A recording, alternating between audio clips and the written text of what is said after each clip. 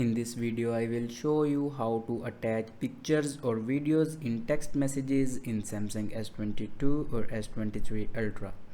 So before watching this video, don't forget to subscribe the channel and also press the bell icon.